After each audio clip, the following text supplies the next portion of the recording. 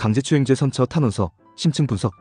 강제추행제는 대표적인 성범죄로 사회적 인식이 매우 부정적이며 형량 또한 무겁고 처벌 수위가 높습니다. 따라서 선처를 받기 위한 탄원서는 다른 범죄와 달리 신중하고 전략적 접근이 필요합니다. 이번 글에서는 강제추행 사건에서 효과적인 선처 탄원서 작성법을 심층적으로 분석합니다. 강제추행죄의 법적 특성.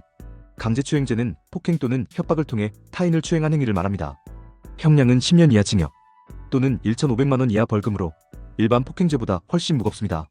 추행은 가해자의 의도와 무관하게 피해자가 성적 수치심이나 혐오감을 느꼈다면 성립될 수 있습니다. 사회적 인식이 점점 엄격해지고 있어 유사한 사건이라도 과거보다 더 높은 형량이 선고되는 경우가 많습니다. 또한 2022년 이후 친고죄가 폐지되어 피해자가 처벌을 원하지 않아도 고소가 가능하고 수사기관이 사건을 그대로 진행할 수 있습니다. 이런 이유로 성범죄 사건은 초기 대응과 탄원서 내용이 판결에 큰 영향을 미칩니다. 강제추행 탄원서 작성의 핵심 원칙. 1사건 인정과 반성의 태도. 강제추행제 탄원서에서 가장 중요한 점은 사건의 인정 여부를 명확히 밝히는 것입니다. 이미 수사 단계에서 혐의를 인정한 경우라면 감정을 배제하고 반성의 진정성을 보여주는 것이 핵심입니다. 법 없이도 살 사람이다, 그럴 리 없다는 식의 표현은 전혀 도움이 되지 않습니다. 오히려 행위의 잘못을 뼈저리게 느끼며 피해자의 고통을 진심으로 반성하고 있다처럼 법정에서 신뢰할 수 있는 문장으로 작성해야 합니다. 이객관성 확보. 성범죄 탄원서에서 가장 흔한 실수는 감정적인 호소입니다. 억울함을 주장하거나 피해자를 비난하면 오히려 반성하지 않는 인상을 줍니다. 탄원서는 억울함을 풀기 위한 문서가 아니라 선처를 위한 자료이므로 객관적 사실과 행동 중심으로 작성해야 합니다. 예를 들어 피고인은 사건 직후 즉시 경찰 조사에 성실히 임했고 피해자에게 사죄의 뜻을 전달했으며 재범 방지를 위해 상담 치료를 받고 있습니다. 처럼 구체적이고 입증 가능한 사실로 구성합니다. 3. 작성자 선택의 중요성. 가족이 작성하는 탄원서는 진심이 느껴지더라도 객관성이 부족하다는 평가를 받을 수 있습니다. 따라서 직장 동료, 지인, 사회적 관계자 등 객관적 제3자가 작성하는 것이 훨씬 설득력이 높습니다. 물론 가장 큰 효과를 발휘하는 탄원서는 피해자의 선처 탄원서입니다.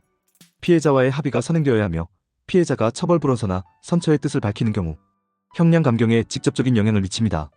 강제추행제 탄원서 필수 구성 요소. 인사말과 탄원 배경 존경하는 재판장님께로 시작하여 작성자 정보와 피고인과의 관계를 명시합니다.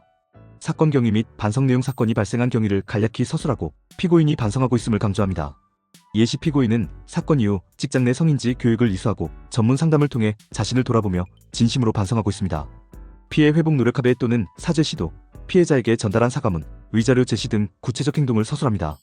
선처 요청 이후 피고인의 사회적 책임, 가족 부양 사정, 초범 여부 등을 중심으로 설명하되 행위를 정당화하지 않도록 주의합니다. 마무리. 다시는 같은 잘못을 저지르지 않고 사회의 한 구성원으로서 책임감 있게 살겠습니다. 로 끝맺습니다. 주의해야 할 사항. 범죄 부인 금지. 이미 인정한 혐의를 부정하면 신뢰를 잃습니다. 피해자 비난 금지. 피해자의 옷차림, 태도 등을 언급하는 것은 절대 금물입니다.